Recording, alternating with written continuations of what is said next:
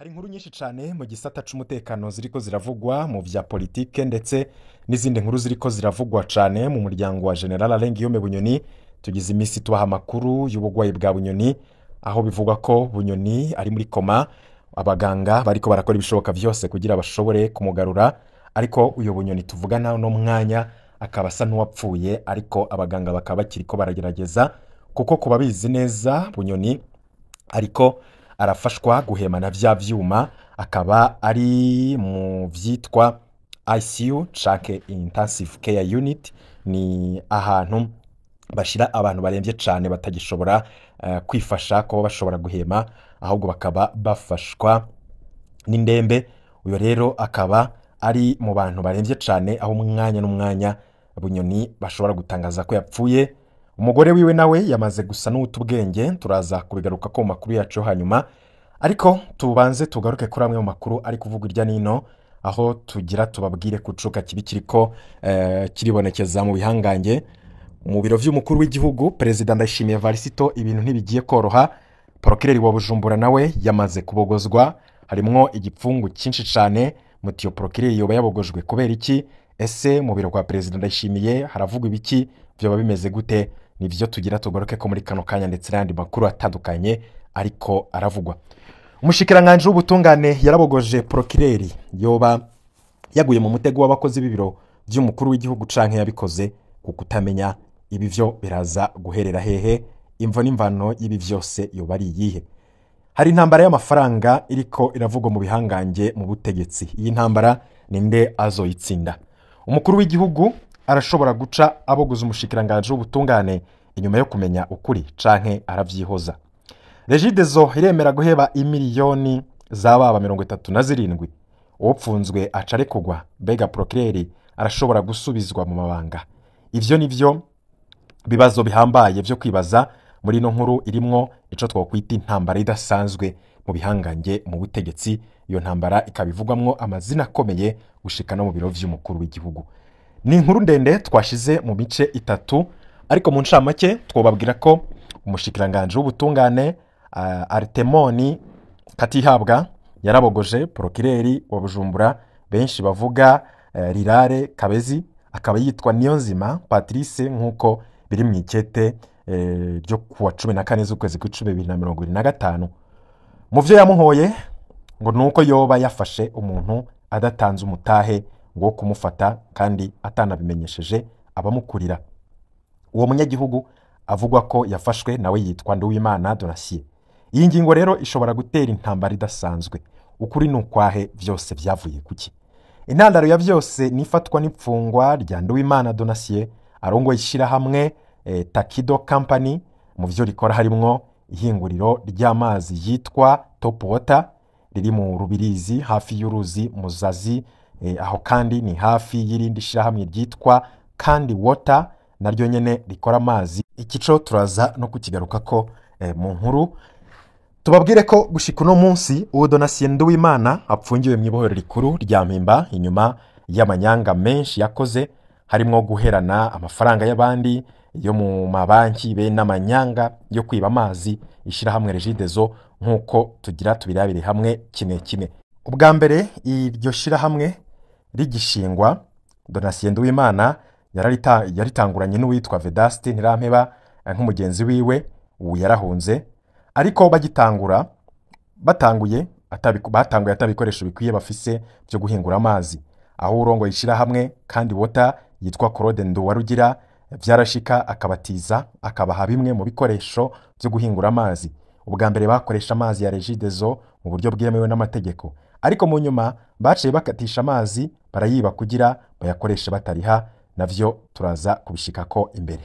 Mu nyuma umwe Donatien na Vedaste niho batangura kurondera abandi bosangira imitahe, aho barumvikanye n'umusirikare Major Etienne Nkengurutse. Uwo akaba yarazanye amafaranga arenga miliyoni 10. Uwo Etienne Nkengurutse nawe akaba yaciye azana uwitwa Dieudonné, bamubwira ko hakenewe amadolari kugira batume bimwe mu bikoresho hanze y'igihugu. Yaciye azana ayashika ibihumbi 5 vy'amadolari, kubera kandi ko uruganda atamodoka rwari rufise zo kunguruza amazi, Major Etienne yaciye arondera umusirikare yitwa Caporal Chef Claude afise imodoka benshi bita Kagongo, bumvikana ko bayimukoteye ngo bazomuriha buri kwezi. Ivyo uwo musirikare navyo nyene turaza kubigarukako. Inyuma yo gushiramwo imitahe, abo bose barindiriye ko baronka inyungu barabura, ntibigeze basubira kumenya ukuntu amafaranga ariko arakoreshwa canke ukuntu bitandazwa bisohoka. Bagize ngo barabajije Donatien na Vedaste, baciye babishura ko bakoze amazi ariko atarasohoka. Aho rero aho bakaba basigura ko amazi ari muri stoke mu Carama, iyo stoke bakaba batayerekana. Mu nyuma Donatien na Vedaste baciye bategura kugurisha ryashira hamwe mu Kinyegero, aho bari bateguye kurigurisha n'utwara uruganda kandi Water kugira azigira ari zibiri.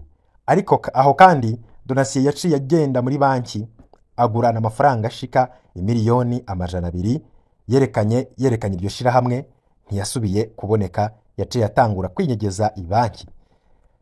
Bamwe bandi bari bafise imitahe niho bamenya ko uruganda rugira rugurishwe kandi hari n'amafaranga yatowe muri banki. Aho baciye batangura kwishyuza amafaranga yabo kuko nta n'inyungu bariko bararonka. Ariko ntibigera babona Donatien canke Vedaste kugira bashobore gusubizwa amafaranga yabo. Bagiye ku ruganda ntibababona kuko bari baratanguye kuza barinyegeza. Ino nkuru rero irimwo ibipfungu vyinshi cane, aho haje kuzamwo n'amanyanga ateye ubwoba. Tugaruke kwibogozwa rya Procureur wa Bujumbura, aho uwo mu Procureur yari amaze kuvugwa cane mu vyo gupfungira abantu busa bakamara umwanya munini mu gasho. Ariko igitangaje ibogozwa ryiwe kwigenekerezo rya 17 z'ukwezi kw'icumwaka 2025 naho rihuriye nayo makosa twari tumaze gushira habona. Inkuru dukesha Kingi Umurundi Freedom ivuga ko amakuru y'ukuntu amanyanga yagiye arakogwa, ndetse muri Kingi Umurundi bakaba bamaze kumukora ko n'amakuru y'ukuntu arenganya abanyagihugu menshi cyane. Mu gice ca mbere twari duhejeje kubona ko Donatien na Vedaste bari bagumye binyegeza mu kwezi kwa gatandatu 2025, niho bamwe bene mitahe baca bitura ubutungane bashikira Procureur wa Bujumbura baramubwira ikibazo bafitaniye n'uwo Donatien be na Vedaste. Procureur nawe aca arungikira convocation, ariko baranze kwitaba gushika kuri convocation zitatu kuko baca babwira wari komiseri wa Mutimbuzi, nawe akababwira ko atangorane borema ngazo bibafashamwo. Ariko kubera uwo musirikare wundi Caporal Chef Claude umwe yari yatanze imodoka yiwe, yari asanzwe azi neza aho Donatien yaba mu Carama, yaragiye kumwishyuza amafaranga y'imodoka yiwe, yongera musaba ko yoyikoresha kuko yari yapfuye. Ashitse muhiriwe yamusanzeho Donatien yaciye amukubita ubuhiri kwizosi, umusirikare acarata ubwenge. Bamukuye ngaho bamunyarukana kwa muganga nkuko amafoto dufise avyerekana.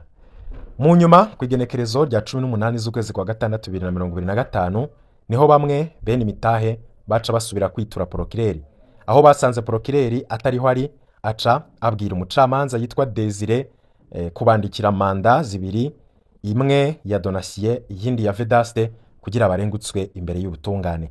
Ntivyatevye bukeye bwaho kwigenekerezo rya 19 z'ukwezi kwa gatandatu 2025 Donatien yaciye afatwa aca twagwa gupfungirwa mu Kabezi. Ariko Vedaste we yaciye ahunga kuko gushika uno munsi ntawuzi yari. Inyuma yo gufatwa agapfungwa niho abakozi bo muri banki nabo baca bamenyesha Procureur ko nabo bari bamaze iminsi bariko bararondera Donatien kuko kuva toya amafaranga iwabo atigeze asubira kuboneka. Muri banki bamurondeye yabishura ko atari Bujumbura yaduze ruguru. Abo muri banki basaba Procureur, baciye basaba Procureur ko atorekura Donatien kuko nabo bagiye kumwitwarira. Aho rero bari bamaze iminsi baja kumuraba hamwe kwihinguriro bamubura.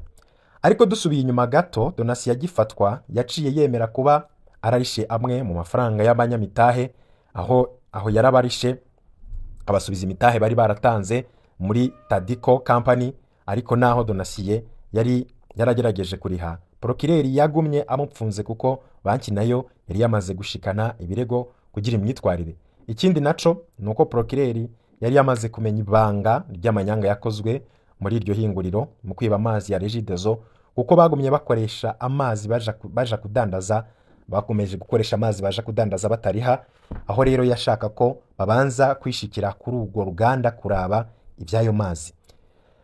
Ibi bintu birakomera cyane gushika no mu biro vy'umukuru w'igihugu, aho byose bimaze kuja hejuru mu bihangange, niho haca hamenyekana ibanga ry'ukuntu Donatien na Vedaste bari barakoze amanyanga yo gukoresha amazi ya Regideso mu kinyegero bari ryashira hamwe ryabo kugira bikunde bakoresha amazi batariha. Muti vyamenyekanye gute? Umwe mu bakoze ayo manyanga yaciye yibira ibanga Procureur nkuko amasoko yaca vyemeza, uwo nawe yahavuye yishikira hamwe hari uruganda mu ntango z'ukwezi kw'indwi 2025. Ahashitse yaciye ahamagara muri Regideso kugira nabo bahashike bongere bamufashe gusuzuma ivyayo mazi. Regideso yaciye irungika abahinga, no kuvuga abatekinisiye, haca haratumako n'inyamiramabi, baca baratumako n'inyamiramabi kugira zihashike zirabe ibiriko birahabera. Basanze ivyari vyarakozwe ari akamuna. Donatien na Vedaste bari barafashe umuhora bari barafashe umuhora watwara amazi mw'ihinguriro ryabo wariko konteri ya Regideso. Uwo muhora rero bawusamikako uwundi muhora, baca barawimbira munsi ku buryo amazi bakoresha yoyo ataharugwa na konteri iharura amazi nyine kugira Regideso ishobore kubarihisha. Aho kandi basanze iryo hinguriro ryarakoze amanyanga mu muyaga nkuba, kuko nawo ntibawuriha nkuko bigaragarira mu mavideo twaronse mu gutohoza ino nkuru. Uwo munsi kandi basanze muri iryo hinguriro hategurirwa vya fungusi byinja bitarekuriwe n'amategeko batanabifitiye uruhusha. Aho haciye rero hafatwa ingingo yo kuhugara, gushika ubu haracugawe. Aho rero muri Regideso baciye batangura gukora amatohoza kugira bamenye ryari iryo hinguriro ryatanguye gukora ayo mahanyanga, kugira aho batanguye gukora ayo manyanga batariha amazi. Niho rero kwigenekerezo rya 18 z'ukwezi kwa 7 2025 Procureur yaca yandikira umuyobozi wa Regideso amusaba ko boharura amafaranga yategerezwa kuba yararishwe kugira bije muri dossier ya Donatien. Kwigenekerezo rya 27 z'ukwezi kwa 7 2025 umuyobozi mukuru wa Regideso yaciye yishura Procureur ko bishuza amafaranga y'amarundi yababa imiliyoni 37. Ivyo rero none bikaba byamaze guteza ikibazo gikomeye cyane. None vyazungurutse gute ngo umushikiranganje mushasha w'ubutungane acabogoza Procureur? Ubwo si umutego yaguyemwo w'abakozi bo mu biro vy'umukuru w'igihugu? Ico kibazo umuntu yocibaza, ubona ko vyose vyari vyabaye uwo mushikiranganje ataraja muri ayo mabanga. Tumenyeshe ko Donatien Nduwimana apfungiwe mu mpimba, akaba asanzwe ari inshuti cyane y'umutegetsi akora mu biro vy'umukuru w'igihugu yitwa Colonel de Police Ndayizeye Christophe, yari n'umuhanuzi mu vy'igipolisi aho mu biro vy'umukuru w'igihugu. Uwo rero kandi akaba asanzwe ari n'umubanyi w'umushikiranganje w'ubutungane Artemoni Katihabwa muri quartier ya Carama. Uwo rero kandi akaba yarasanzwe ari n'umubanyi w'umushikiranganje w'ubutungane Artemoni Katihabwa muri quartier ya Carama. Uwo kandi niwe yari yagumye a telefona Procureur amusaba ko yomufasha gukoresha iyo dossier akarekura Donatien, nayo Procureur amubwira ko ari dossier ndende atabona aho yoyica kuko irimwo ivya Regideso ni banki.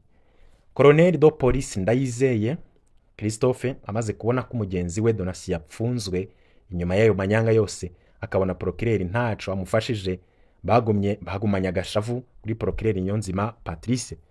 Mu nyuma habonetse umushikiranganje mushasha, baciye bamusaba ukuntu yokura Procureur, bamubwira ko yari yarafashe umuntu wabo aramupfunga atamutahatanze. Aha umushikiranganje ntiyigeze atuma ko Procureur ngo amubaze kuri iyo dossier yisigure, ubona ko yari yatanguye ataraja no mu mabanga ahubwo yaciye yandika ikete rimukura mu mabanga, abarahenzwe na wa muhanuzi wo mu biro vy'umukuru w'igihugu kuko imitahe yo guhagarika Donatien na Vedaste yari yarasohotse.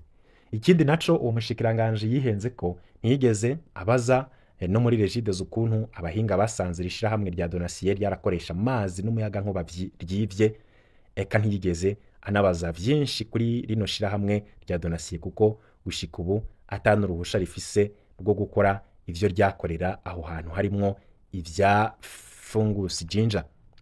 Aha rero niho umuntu yibaza nimba umushikiranganje atoba yaguye mu mutego canke ko yoba yabikoze atabizi. Ico bikoze ni dossier iboneka ko izobandanya hagati yabo bategetsi. Aha niho rero umuntu acabona ko ishobora no gushika mu bindi bihanganye cyane mu biro vy'umukuru w'igihugu, akaba ari dossier ndende cyane. Tukiriko turavuga kuri ivyo, twatanguye tubabwira ko hari andi makuru dufise mu biro vy'umukuru w'igihugu avugwa. Twababwira ko tuza no kubabwira ku nkuru zivugwa mu muryango wa General Guillaume Bunyoni, umugore wa General Guillaume Bunyoni nawe angameze nabi cyane, araremvye. Turaza kubigaruka ko mu nkuru zacu zo hanyuma. Icuka n'ikibi cyane mu bihanganje kubera ubugwayi bwa General Guillaume Bunyoni. Bamwe bari gusaba ko yojanwa kuvurirwa hanze kuko ngo amagara amucitse, abandi bati Bunyoni ntashobora gusohoka igihugu kuko umupfungwa ntarekuriwe kurenga imbibe z'igihugu, abandi bati kutamujana kuvurirwa hanze no kwemera kapfa kandi apfuye naho mutamuvuje bizoba bisiguye ko ari mwebwe mwamwishe. Ivyo byose turaza kubigaruka ko mu nkuru zacu zo hanyuma. Ntuze kuja kure, turaza kubigaruka ko byose donido. Wewe fyonda kuri subscribe maze ko turaje dushaka inkuru uraronka notification ko dushize ko bishasha bihe vyiza, mukanya duhure tubashikiriza ayo makuru yose.